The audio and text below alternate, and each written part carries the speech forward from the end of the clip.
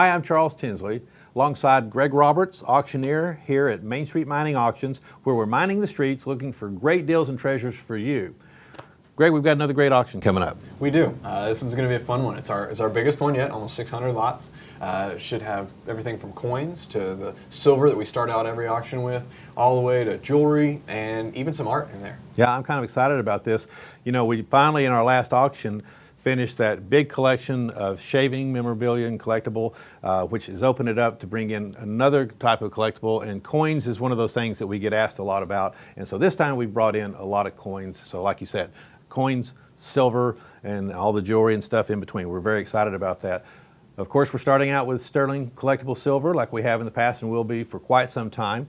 This is a great example of the stuff that we're going to have. This is a 105-piece set of Wallace Grand Baroque.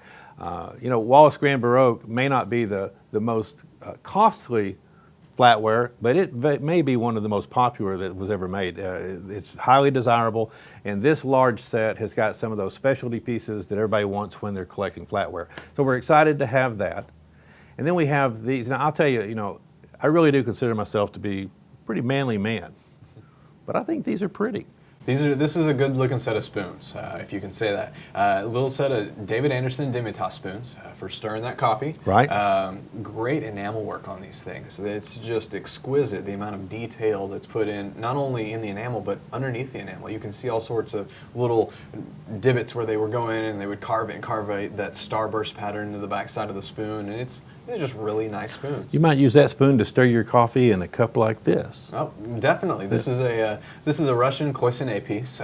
It'll follow, hopefully, the trend of the rest of our Russian pieces. Right. And sell really well. These cloisonné things, especially out of Russia, seem to just go like wildfire. Yeah. It's just they just do really well in auction, Yep. and hopefully we should be able to continue that trend. I think they're high quality, and we know the Russian pieces did great in our last auction.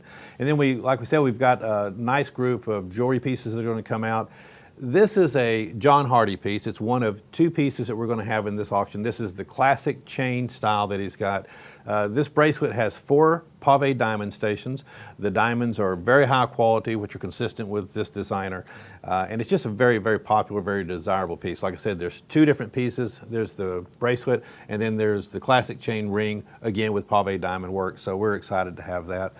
And then this is a great example of some of the more unique and fun pieces we got in. This is a card that was sent to one of our clients, and it's a comic strip designer. Okay, so you've told me it's alley-oop. Yeah. I've never heard of alley-oop. It's because you're too young to know about alley-oop. Well, that's not my fault. Well, alley-oop was a comic strip that was made during my youth and my parents' generation, very well known. It was done by V.T. Hamlin, and this is a case where Mr. Hamlin had actually visited our client's class because his grandson was in that class, and he came to explain what he does, how he did it, and answered questions. After he left, he created and mailed this card to our client, the teacher, and a letter that we also have that goes with this, explaining how much he enjoyed being there with the class and just the whole process. So it's kind of nice to have that letter, the card, the story, and know that it's the only one of its kind. It's a very unique piece. So it's going to do well. We've had a lot of inquiries about that.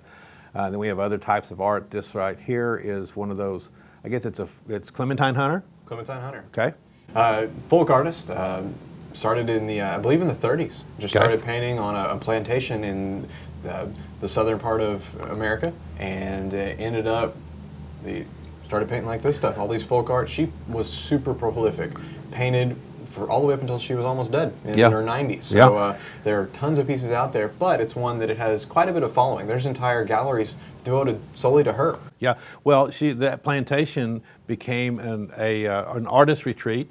So she worked there, and so she was surrounded by, you got to imagine, all types of art and artists. It's said that someone gave her some of their art supplies, and she began to do her thing. People liked it.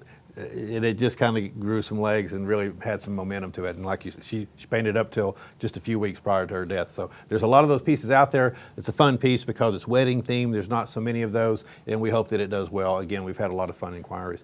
And this piece gives you that great example of the contrast between artist the contrast between desirability. This is Johan Helder, a very accomplished artist. Just the quality of his work reflects that.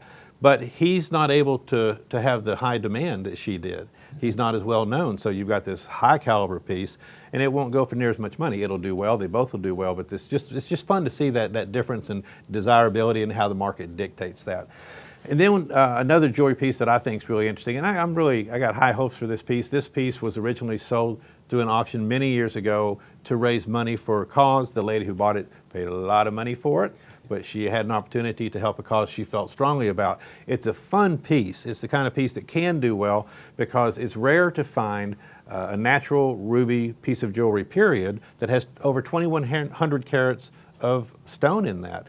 These are big, they're clunky, fancy cut, and although they're not high caliber rubies, they are very well matched, very similar, and you won't be out rubied at an event if you're wearing this one. That's for sure. And then you have, is this Rolex? This is a Rolex. Okay. This is an original Rolex, original case, original movement inside, everything still works. Okay. It's got an aftermarket diamond bezel on it. Okay. And it's got an aftermarket band, but it's a Rolex that, great condition, but it's that entry-level piece, and Yeah. it's going to be priced to where anybody that wants to get a Rolex and get in to start wearing these nice timepieces and Right. these works of art that go on your wrist, Yeah. it's a good place to start. And that body's solid 14 karat. That's kind of nice. It's, so anyway, it's a good piece. It's a great Rolex to be your first one, especially for kind of a formal piece to wear out. And then we get over into the coins, which I'm very excited about. We've talked with a lot of clients about them. We've had a lot of requests for coins. And this is a nice mix because there's a lot of Morgans, peace dollars, very affordable, very desirable. And so just like this Carson City coin. Yeah, we actually have quite a few coins, like I said earlier, that are going to be in here. Everything from, it's in early 1820s all the way to when they stopped producing silver coins in the 1960s. Yeah. Everything in between, there's going to be stuff in there. And they're priced to move. Yeah. Most of the coins are starting around 20 bucks if it's a Morgan silver dollar, which Yeah. I know is pretty rare whenever I go out and look at what the rest of the market's doing on it. So it should be fun watching those fly out the door. I hope to see some good battles for those coins.